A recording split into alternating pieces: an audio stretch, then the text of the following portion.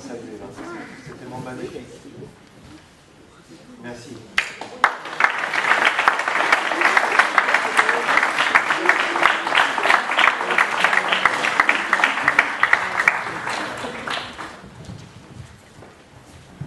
Bon, merci beaucoup donc aux étudiantes de l'INEFI pour la partie dansée. Je donne à votre information une triste nouvelle, c'est que Gilbert Veil, dont il a été fait mention, est décédé il y a quelques semaines. Marie-Eugène me l'a appris hier par téléphone. Et donc, profitons-en pour penser à lui, une pensée amicale et un petit hommage. Alors, sauf erreur de ma part, c'est le tour des élèves de la compagnie. Allez, gagnant, sauf erreur. Et donc, je leur laisse la place et la scène. Voilà. On va faire une simple présentation des prénoms des différentes personnes qui ont participé à ce projet et qui font partie de la classe dans l'Institut de formation professionnelle de la compagnie Allez Gaillan.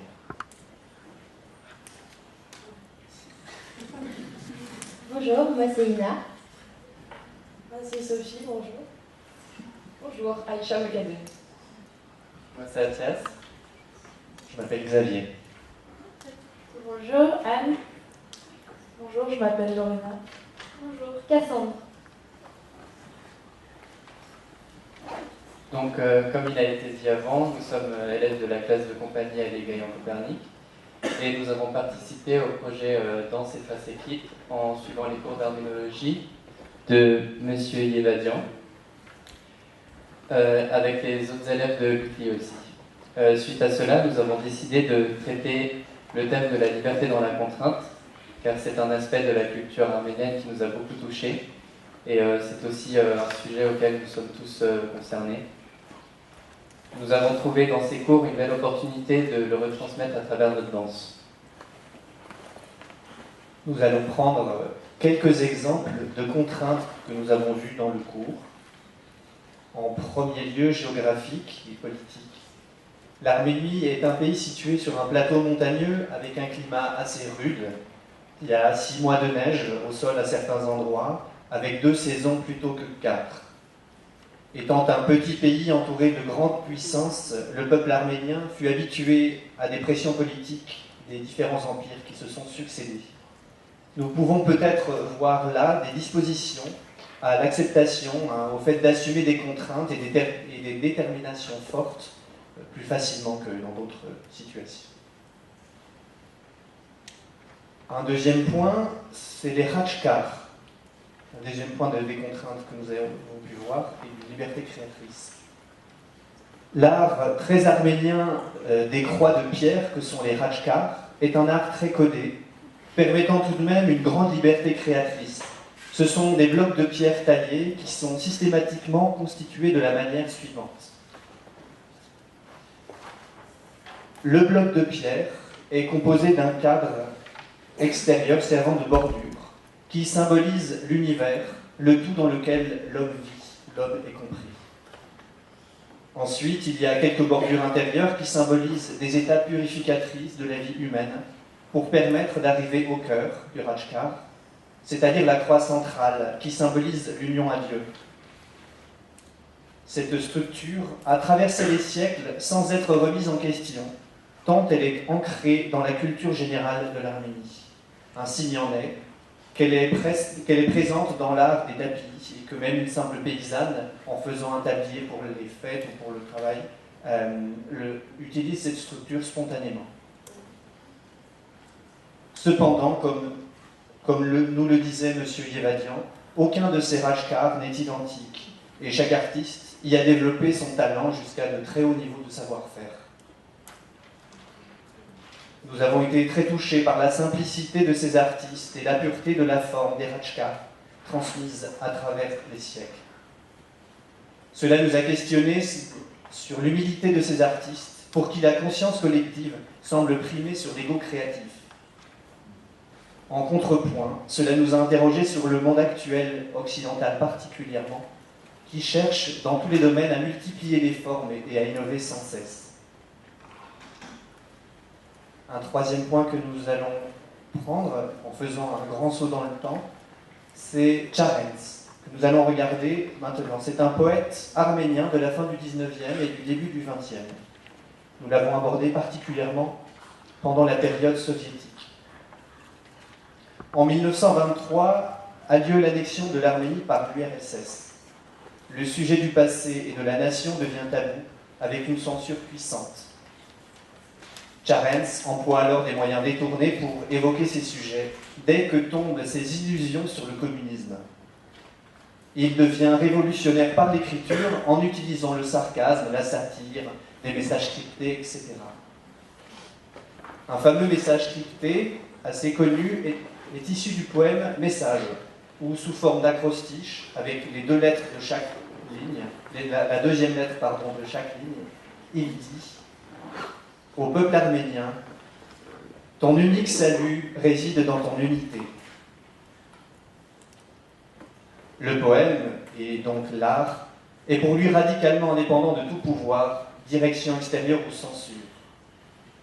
Cette liberté créatrice est sans doute une liberté instinctive, vitale, plus forte que tout. Donc, toujours dans notre thème de la liberté et de la contrainte, moi je vais vous parler du lien entre danse et trace écrite. Donc à première vue, quand on pense à la trace écrite et à la danse, on peut penser qu'il y a un paradoxe. En effet, la trace écrite appartient aux choses pérennes, alors que la danse est un art de l'instant, un art éphémère. Et pourtant, la danse n'est pas dénuée ni de traces ni d'écriture, puisque quand on mémorise un mouvement, on en garde la trace dans notre corps et dans l'espace. Par ailleurs, dans le travail de composition vivante, l'écriture est au centre de ce processus. On crée d'abord un synopsis, donc une structure de danse dans le temps et dans l'espace. Puis, on fait vivre cette structure en composant dans l'instant. Mais on ne doit pas faire n'importe quoi. Notre danse doit être cohérente individuellement et en groupe, et surtout lisible par un œil extérieur, celui du public. La danse, c'est comme une phrase qu'on écrit mot par mot. On donne un sens à la phrase, une direction au texte. Dans la danse, on donne une intention à chaque geste. On les vit dans notre corps, mais aussi avec tout notre être, pour que la danse devienne la trace d'un corps et d'un esprit qui s'expriment à l'unisson. En composition vivante, chaque action personnelle laisse une trace dans l'espace-temps et dans la conscience collective des danseurs, mais aussi dans la conscience collective du public, qui sont libres de continuer à faire vivre cette trace. Pour nourrir son œuvre, nous pensons que l'artiste peut chercher dans tous les domaines, y compris dans le domaine des sciences, comme les sciences humaines. Ce cursus à la fac nous a permis de soulever des questions qui enrichissent notre pratique de la danse. Alors, je vais lire une petite citation d'un écrivain italien, Fusco Marini, qui était également ethnologue et orientaliste. Des roches, des eaux, des arbres et des feuilles, on cherche le secret le plus intime. Mais la main de l'artiste n'est pas guidée par une fureur analytique, elle est guidée par une délicate tendresse. Donc, on a choisi ce texte parce qu'il met en lumière que fondamentalement, scientifiques et artistes tentent de rechercher la même chose et tentent de comprendre le vivant, l'essence de la vie. S'ils le font sous un angle de vue différent, parfois ils se rejoignent et aussi ils se nourrissent l'un l'autre. Merci.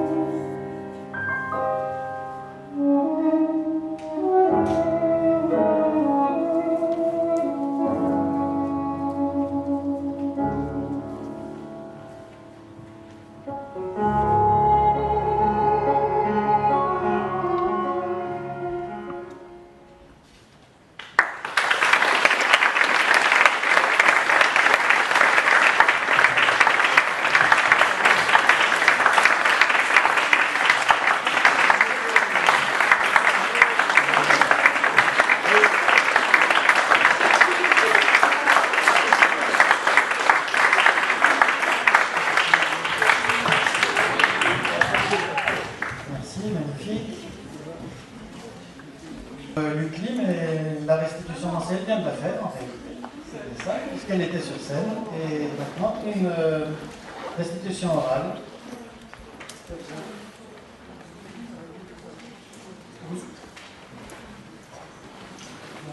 En deuxième année de licence de lettres modernes à l'Université catholique.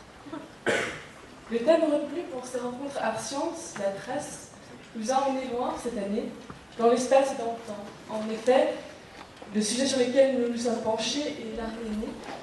Nous l'avons parcouru de long en large, de l'invention de l'alphabet au 5e siècle par saint Mesrop Mashtout, à l'ère communiste sous laquelle a écrit le poète rebelle Edith Tchétchalet, dont les étudiants danseurs nous ont parlé, du mont Ararat, célèbre pour être dans les Écritures le lieu où l'arche de Noé s'échoua, jusqu'au lac de Van, qui est situé ici, sur la carte. Un lac si grand qui parfois est considéré comme une mer et s'étend donc à l'est du haut-plateau arménien. C'est donc la trace arménienne qui a retenu notre attention et nous l'avons étudiée sous différentes facettes, à travers la formation de l'alphabet, dont les caractères sont marqués par l'influence du système grec, à travers l'architecture de cette église caractérisée par la présence immuable de 4 piliers et d'une coupole, conformément à la révélation que reçut saint Grégoire l'Illuminateur, à travers ces stèles monolithiques, les Khatchka, dont les étudiants danseurs nous ont aussi parlé, ou encore la grammaire ornementale de son art, cadre délimitant l'espace du sacré, bordure et croix. Mais l'objet de ma restitution aujourd'hui sera moins l'histoire de l'Arménie, de ses traces, qu'une synthèse de ce que j'ai pu apprendre et comprendre au cours de ces 10 heures de cours et de ces 2 journées de danse, enfin des 2 journées qui ont suivi. Et puisque nous sommes réunis pour parler de traces écrites, je dirais que cette aventure a été pour moi l'occasion de lire le monde autrement. Après 2 jours passés à découvrir la composition vivante, à lire les corps, à lire l'espace, j'ai pu appréhender l'Arménie et la danse dans un même mouvement. Et je tiens à préciser que je parlerai ici de la composition vivante et pas de la danse en général. Et je me suis interrogée entre autres sur les rapports entre corps et espace, sur le geste vu comme un signe et sur la nature de la transmission. Cette restitution s'effectuera donc comme une relecture de mes cours sur l'Arménie à la lumière de ce que j'ai pu apprendre par la danse et inversement. Je vais commencer par l'évidence parce que c'est par la réalisation concrète, vécue de ce qu'elle impliquait que m'a été donné de mesurer toute la profondeur de sa signification. Donc l'évidence, la danse est un langage de corps et d'espace. On lit le mouvement comme des inscriptions sur une page, un lieu ou tout autre support matériel. En danse, le geste est un signe. Et en tant que littéraire, je me suis bien rendu compte de ce qui sépare le signe écrit, la trace, du signe de l'espace, et il s'agit du temps. La danse, contrairement à l'écriture, n'est pas un art de la durée, c'est un art du présent. C'est-à-dire que le signe, n'ayant pour support que l'espace, a cette capacité de jaillir par et dans la spontanéité de l'instant, et de ne s'inscrire qu'en celui-ci, alors que l'écriture ne peut atteindre à ce degré de présence au monde que par la médiation de l'inscription, qui est détachée du corps. Le corps étant ce qui nous matérialise, qui nous incarne dans le temps, l'écriture ne rejoint le monde qu'en s'en aliénant en préalable. En danse, le corps, en mouvement, concentre en lui toute la signification qui s'écrit ainsi directement dans l'expérience de la finitude. Par la concentration du sens en un espace donné, dans l'interaction du geste fait signe et de l'espace, la danse recrée le temps. Je me suis alors demandé quelle pouvait être la place de la transmission dans un art que par analogie on peut considérer comme palimpsestique, le temps effaçant des couches de signification pour en créer de nouvelles dans une perpétuelle évolution. L'analogie avec le palimpseste m'a été utile puisque le propre de ce type de manuscrit est de laisser percer sous les couches récentes les signes du passé. Or, il m'est apparu qu'en composition vivante, on ne danse pas seul. Ce sont les gestes des autres qui amorcent notre mouvement propre. Le signe dansé est repris et ce faisant s'établit une relation avec l'autre qui met le geste au cœur du rapport. Je reçois le geste de l'autre et le fais mien. Ce faisant, le geste se transforme. Ce qui est renvoyé à l'autre n'est plus mon geste, mais un signe différent. Il le reçoit, le transforme à son tour, etc. De ce fait, si le signe originel s'efface, Il ne s'évanouit pas complètement et transparaît en filigrane dans la composition. Ainsi, en composition vivante, la transmission existe dans la lignée qui s'établit entre les gestes afin de fonder un vaste mouvement d'ensemble. L'unité se forme non pas en dépit de la diversité, mais grâce à elle, et la singularité de chacun se trouve éclairée du fait de sa juste place dans l'harmonie du groupe. À propos de transmission, on peut se rappeler qu'au 5e siècle en Arménie, la nécessité de concevoir un véritable alphabet est née de la volonté d'évangélisation, c'est-à-dire de réunir un peuple autour des Écritures et de fonder ainsi une identité commune. On note là deux choses intéressantes. C'est par la transmission du christianisme que s'opère l'unification de l'Arménie, et c'est dans le partage de signes propres que se fonde l'un des piliers de l'identité arménienne. J'ai effectué le rapprochement avec un exercice qui nous a bien occupé pendant ces 2 journées de danse, et qui est le tai chi.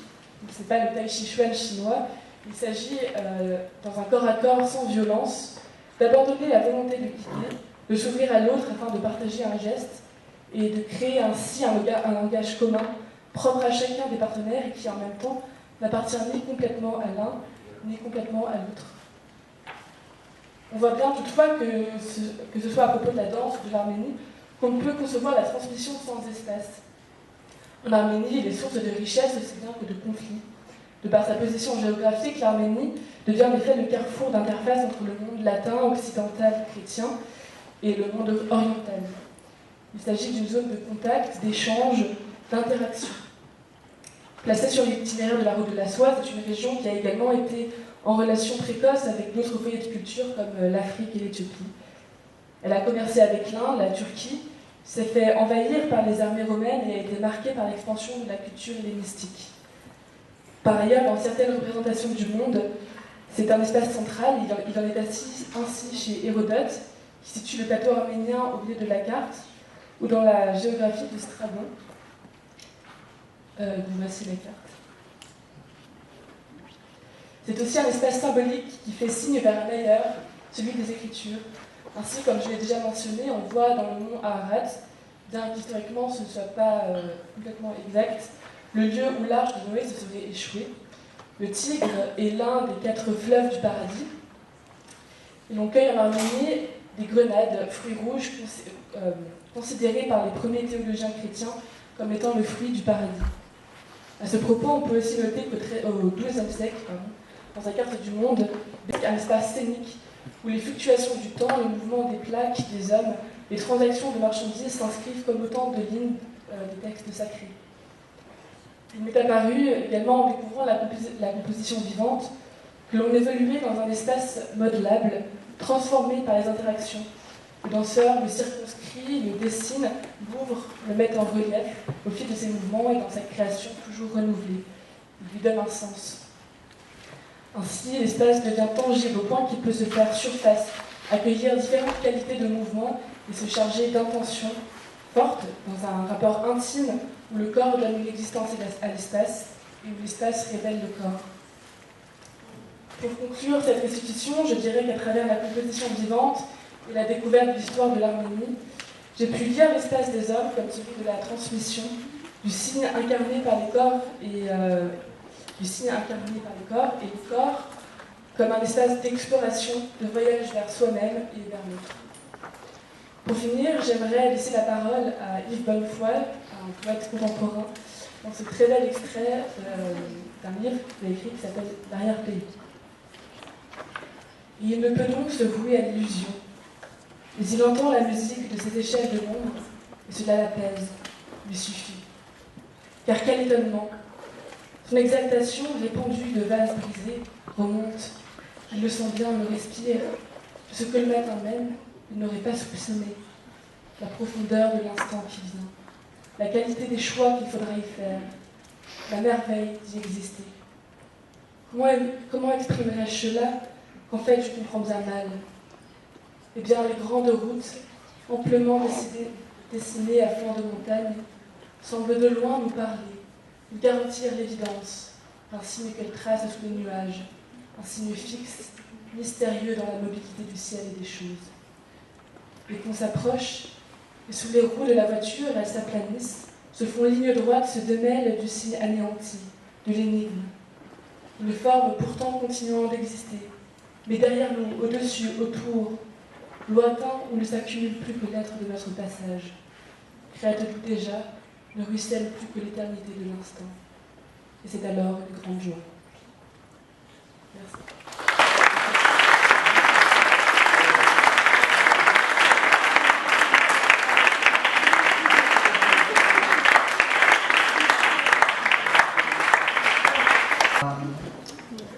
La manière de travailler en symbiose entre des danseurs et puis des gens qui ont des activités disons plus académiques. Hein. Nous avons là un bel aperçu de cette restitution orale à qui il ne manque plus que la danse. Le tour est venu maintenant d'entendre les étudiants de l'Université Claude Bernard Lyon 1 et qui vont nous parler de nombre d'or, je suppose. Nicolas Colty, c'est leur coach. Bonjour, donc les étudiants de Lyon 1, les étudiants de Lyon 1 ont travaillé sur tout un tas de différents petits sujets. Voilà, ils ont donc travaillé sur tout un tas de différents petits sujets qui vont traiter de comment les traces ont changé les sciences, comment la science a changé les traces, enfin, cette espèce d'interaction entre ces choses-là, et en essayant de donner, de chercher des sujets qui peuvent avoir éventuellement une dimension un peu politique, qui peut être ensuite reliée éventuellement à la danse. Et donc on va commencer par, c'est Charles qui va commencer, ensuite il y aura Luc Rezia, ensuite ce sera Anthony, puis ensuite ce sera donc Anne, ensuite Muriel, et puis donc pour terminer on aura Manon et puis Pérez.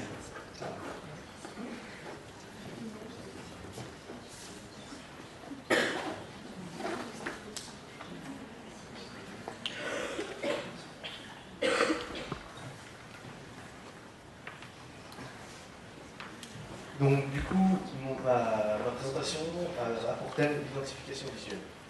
Donc si vous allez au bord de l'expo, vous allez pouvoir voir ça. Et si je vous demande ce que vous voyez, vous allez sûrement répondre un cheval. Mais comment ça se fait qu'il y a bien 15 000 ans qui vous séparent de la personne qui a décidé ça et que vous êtes quand même capable de reconnaître un cheval? De la même manière, comment ça se fait que là, vous voyez un A, mais que là, vous voyez plutôt des portes d'ascenseur? Alors, ça veut dire plus en japonais. C'est justement ça l'identification visuelle, c'est reconnaître les objets, pouvoir leur donner un nom.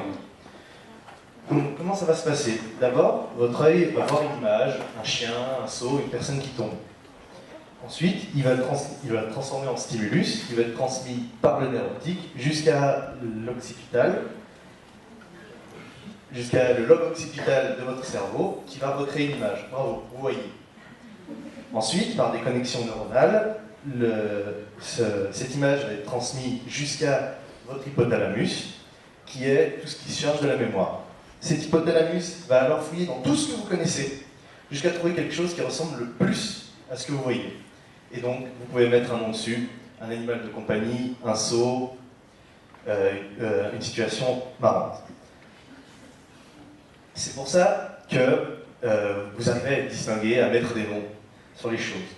Là, par exemple, vous voyez un visage, alors que là, pas du tout. C'est un trait avec 2 points et un rond.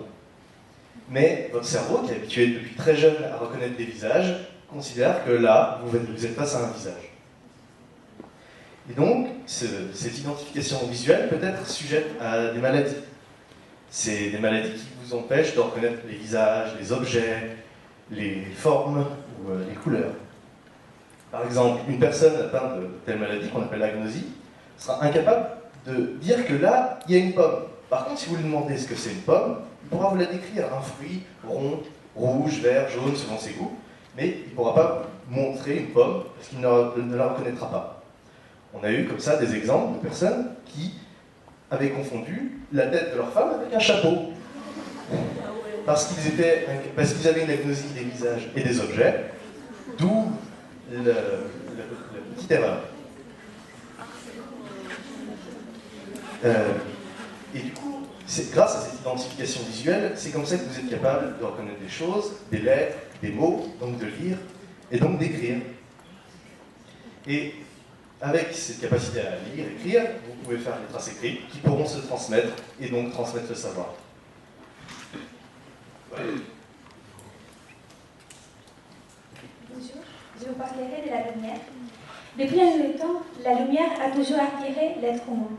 En effet, l'écoute de la lumière est une des croyances les plus anciennes au monde. C'est un élément connecté à la positivité et à la vie, interprété comme un symbole de la lutte contre les ténèbres et donc contre les mal.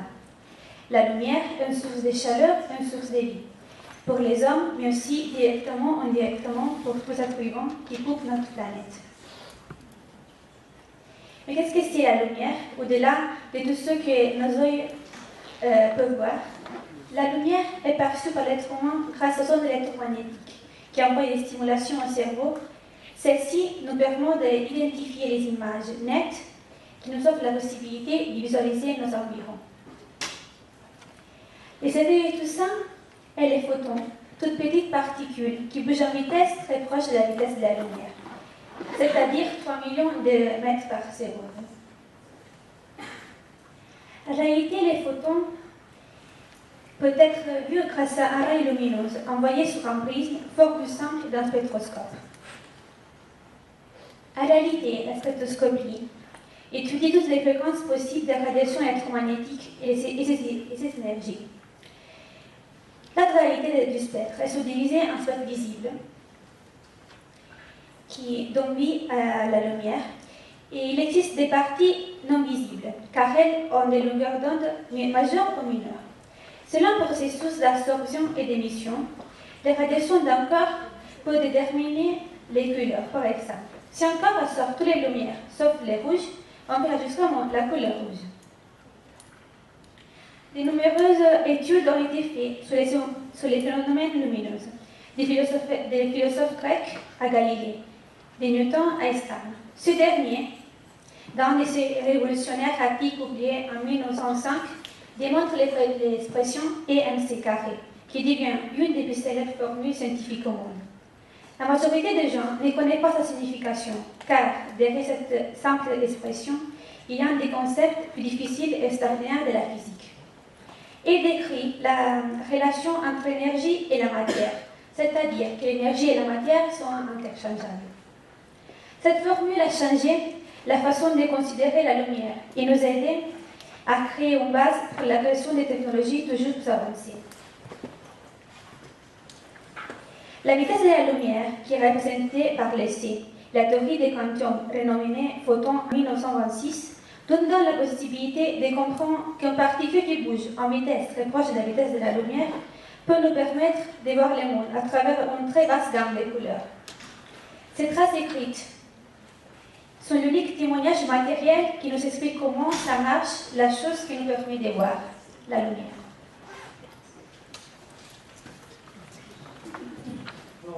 Je vais vous parler du tableau de Mendeleïev, même si ça n'a pas l'air au début. Vous le connaissez probablement, c'est le grand tableau qui répertorie tous les atomes, tous leurs types, et qui est particulièrement utile et rangé de façon très particulière. Donc, comme vous vous en doutez, la science sert beaucoup à expliquer et à comprendre pour pouvoir utiliser tous les phénomènes qui nous entourent.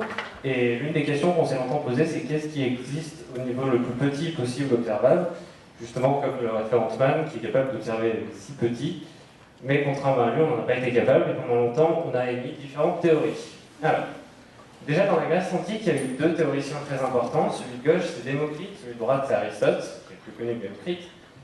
Démocrite a émis une théorie il y a très longtemps qui consistait à dire que si on prend une pomme et qu'on la divise en deux et qu'on divise chaque partie en deux, on arrivera à un certain moment à une partie si petite qu'elle est indivisible, ça se dit atomos en grec, c'est ce qui a donné la théorie de l'atome, et il supposait déjà à cette époque qu'à partir de ces petites briques qui sont les plus petites possibles, on pouvait composer quasiment tout ce qui existe.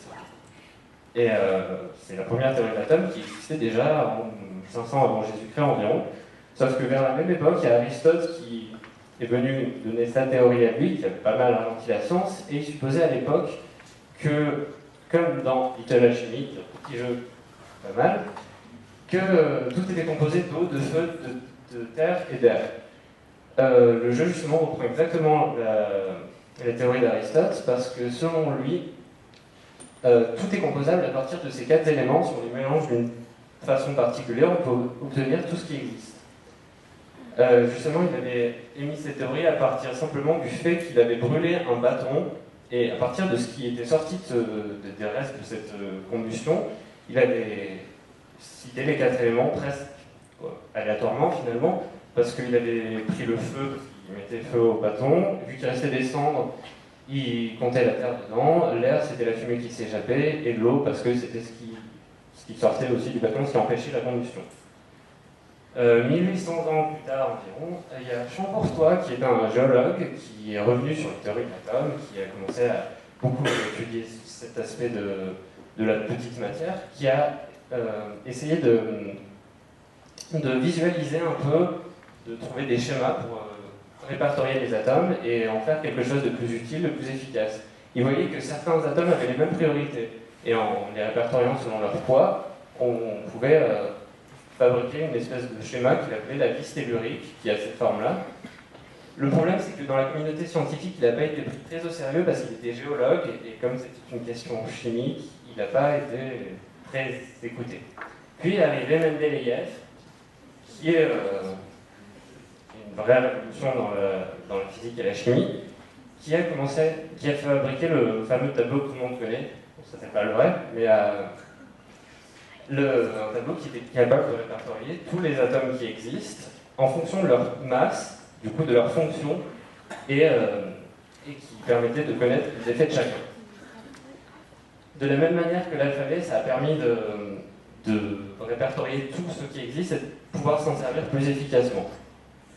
Il a cette forme, et en réalité, selon la colonne qu'on regarde, on peut observer un parallélisme entre chaque fonction d'atome, et c'est ce qui a permis de les lister très facilement, ça a permis de comprendre leur fonctionnement, et surtout Mendeleïev a été tellement certain d'avoir raison dans sa théorie qu'à l'époque là où il a construit le tableau, il a théorisé le tableau, il y avait 80 éléments environ, ce qui faisait que selon lui, il existait des atomes d'une telle masse, sauf que personne ne les connaissait, ils étaient introuvables, et même s'ils étaient introuvables et que les gens pensaient qu'ils n'existaient pas, il ne disait pas qu'il avait fait des erreurs de calcul, il était persuadé de sa théorie, il disait simplement des atomes existent mais on ne les a pas encore trouvés. Maintenant il y en a environ 115 qui sont connus, et il a eu raison, et justement sa trace écrite a permis de mieux comprendre l'infiniment petit et de savoir l'utiliser de nouveau.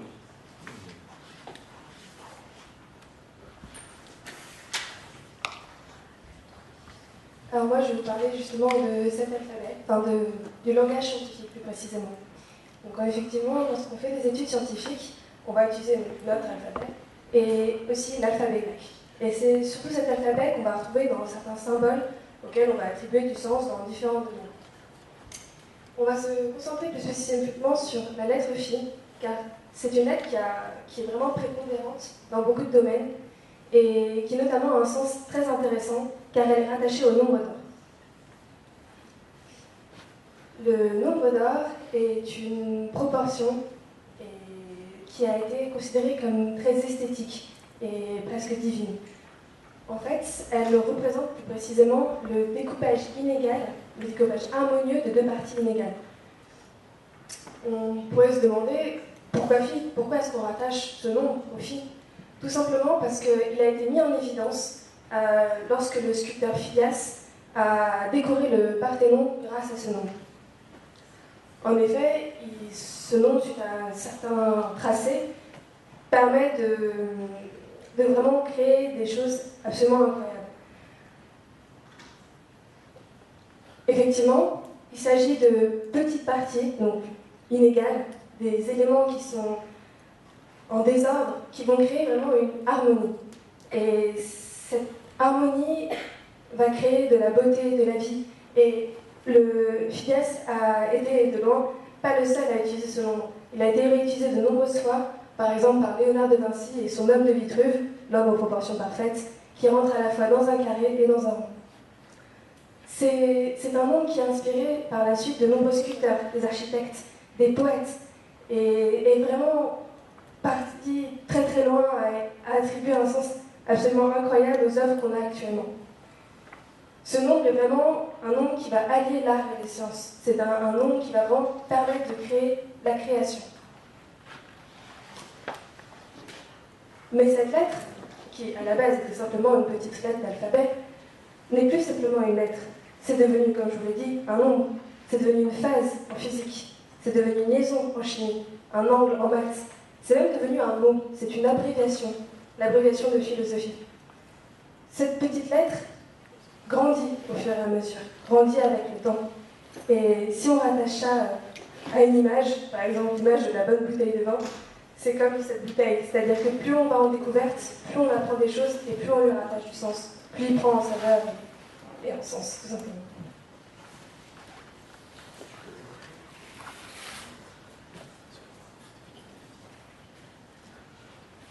Alors, je vais vous parler du code génétique. Tout d'abord, le code génétique, qu'est-ce que c'est? Le code génétique, c'est simplement l'ensemble des règles qui permettent de traduire les gènes en des caractères physiques qui se voient. Donc, pour faire une petite histoire, il a été découvert en 1953 par Watson et Crick, qu'on voit sur la photo, lorsque ceux-ci ont réussi à élucider la structure moléculaire de l'ADN. Ils sont aussi venus à une conclusion simple, mais en même temps révolutionnaire, qui est que la vie peut s'écrire, et ce, uniquement avec 4 lettres. D'où l'introduction de ce sujet dans le thème trace écrite. Mais avant de détailler comment il est possible de lire et d'écrire la vie, nous allons voir rapidement les mécanismes. Donc l'ADN, porteur de l'information génétique, se trouve dans le noyau des cellules. Par différents processus, il va donner une molécule d'ARN, qui est une molécule de structure assez similaire. Cette molécule d'ARN est constituée d'une succession de bases azotées, qui sont ces 4 molécules que l'on voit. Et donc ces 4 molécules sont représentées par leur initiale. Donc A pour adénine, G pour guanine, T pour thymine et C pour cytosine. Donc vous voyez ici une molécule d'ADN. Et en fait, l'ARN, il faut s'imaginer cette molécule, mais coupée en deux. C'est-à-dire qu'on a un seul brin, donc avec une succession des lettres, C, T, G, A, etc., qui représentent les bases azotées. Donc, c'est avec ces lettres que l'on peut écrire le code génétique. En effet, avec ces lettres, on peut former des mots, donc des mots de 3 lettres, qu'on appelle des codons, qui sont répertoriés dans ce tableau. Et chaque codon de 3 lettres, donc chaque mot de 3 lettres, va représenter un certain acide aminé. Or, il faut savoir que l'acide aminé, c'est un peu l'unité de construction d'une protéine. Donc à partir de là, vous voyez toutes les possibilités d'acide aminé qu'on peut obtenir avec les différents mots que l'on peut avoir. Et puisque la protéine est une succession d'acides aminés, la protéine est en fait une succession de mots de 3 lettres, et donc il y a une infinité de phrases, et donc une infinité de combinaisons possibles pour donner tel ou tel gène, donc tel ou tel caractère physique au final. Donc, enfin, on peut souligner l'importance du cadre de lecture, c'est-à-dire, en haut par exemple, vous voyez une succession de bases azotées de l'ARN messager, et selon l'endroit où on commence la phrase, donc selon le premier mot de la phrase, on aura en fait différentes protéines associées, enfin différents acides aminés associés, comme donc là où on vous donne l'exemple de 3-4 de lecture possible, mais évidemment c'est quelque chose d'infini. Donc voilà comment le code génétique peut s'écrire et comment il montre toute sa diversité.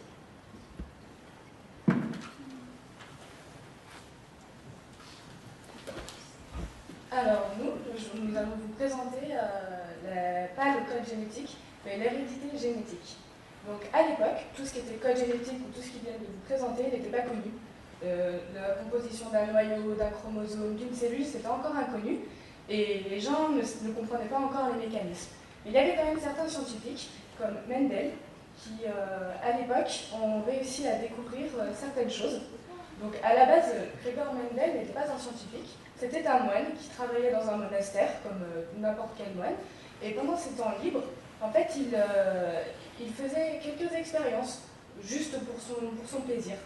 Donc il s'est amusé à utiliser des petits pois et à les croiser ensemble. Donc vous allez me dire pourquoi, mais lui c'était très important pour ses travaux. Et en fait, il prenait les petits pois, donc il les croisait, et il découvrait par la suite qu'il y avait comment vous dire, les caractères étaient distribués ensuite dans la descendance. Comme vous allez donner la couleur de vos yeux ou la forme de vos cheveux à vos enfants. Et bien, il a découvert ce principe-là avec les petits pois. À l'époque, les autres scientifiques l'ont un peu rionné, parce que pour lui, il disait voilà, l'hérédité génétique, il y a une hérédité qui se fait, tout ça est dans les gènes. Ben, à l'époque, les gènes, qu'est-ce que c'était? Ils n'en savaient rien. Alors tout le monde lui a rionné, ses écrits n'ont pas été publiés, tout le monde s'en foutait.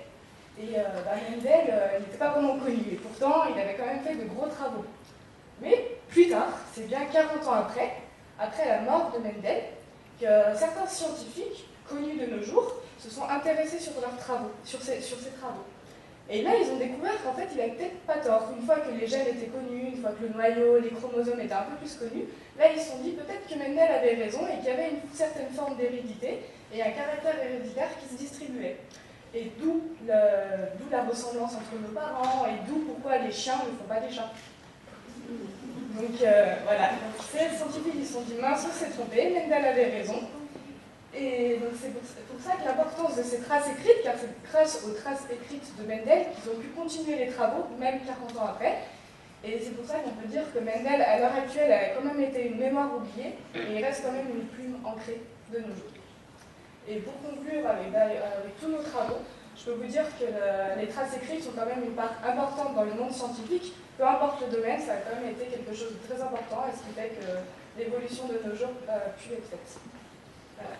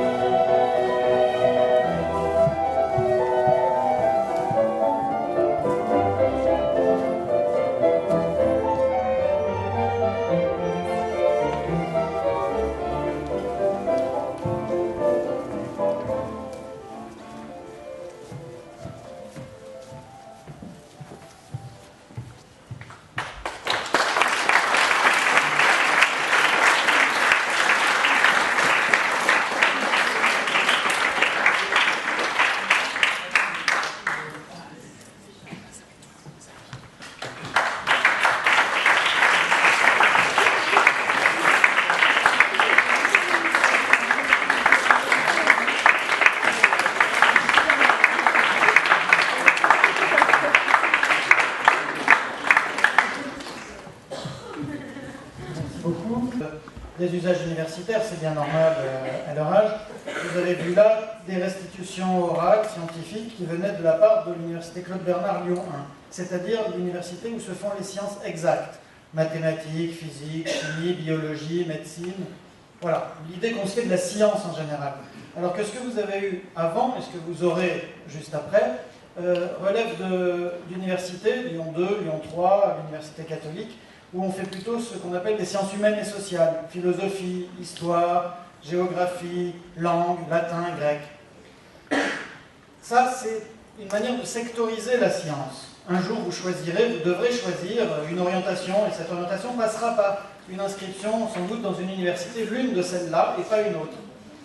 Mais il y a quelque chose d'assez artificiel dans ce cadastrage des sciences, et on l'a bien vu parce qu'au fond, l'expérience que nous menons depuis 3 ans avec la compagnie, en réunissant des universités qui sont pour les unes de sciences exactes et pour les autres de sciences humaines et sociales, les sciences dures, les sciences molles, comme on aime à dire aussi, c'est que précisément, il n'y a qu'une seule science. J'en veux pour preuve ce qui nous a été montré à plusieurs égards. On vous a parlé de la mémoire, parce que l'hypothalamus est un organe de la mémoire, mais on n'a pas attendu la restitution de loin pour vous parler de mémoire. On vous a parlé de mémoire du peuple arménien, on vous a parlé de mémoire des camps de concentration. Cette mémoire, qui s'exprime dans un organe qu'on peut montrer et disséquer, elle est évidemment aussi une partie intégrante de la science en général. J'en veux pour preuve aussi que le tableau de Mendeleïev ressemble très furieusement au tableau de Michael Ventris qui déchiffre le linéaire V. Tout ça, c'est des matrices, on met des lignes et des colonnes, et ensuite le système fonctionne tout seul, il est debout. Mais vous aurez reconnu ce système matriciel dans l'image du Parthénon découpé en petits segments de nombre d'or. Bref, s'il y a plusieurs universités, il n'y a au fond qu'une seule science, et cette science, naturellement, on peut la mettre en danse, on peut l'illustrer artistiquement. Il nous reste Alors, avant que d'oublier, je dois vous dire à chacun des intervenants d'une manière ou d'une autre, laisser une trace de votre passage, c'est-à-dire de laisser le PowerPoint quand vous en aviez, pour que la chose soit globalisée et mise en forme par la compagnie. Donc, je vous propose de laisser sur un ordinateur global, ou bref, d'envoyer à un autre moment à la compagnie l'objet avec lequel vous nous avez instruit. Il nous reste une restitution orale, c'est celle de Lyon 2 avec Garance, qui va parler sans doute de tag, enfin je ne dévoile pas tout, je n'en sais rien au fond, et qui sera suivie d'un outil qui promet, à mon avis, qui promet d'être violent, puisque tous les danseurs impliqués dans le projet, tous les étudiants vont se retrouver là.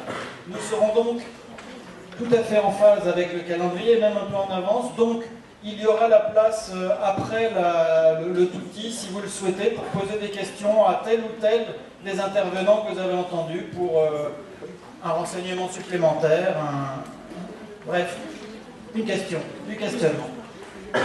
Voici donc Garance, à qui je vais céder le micro et la parole. C'est un zeugme.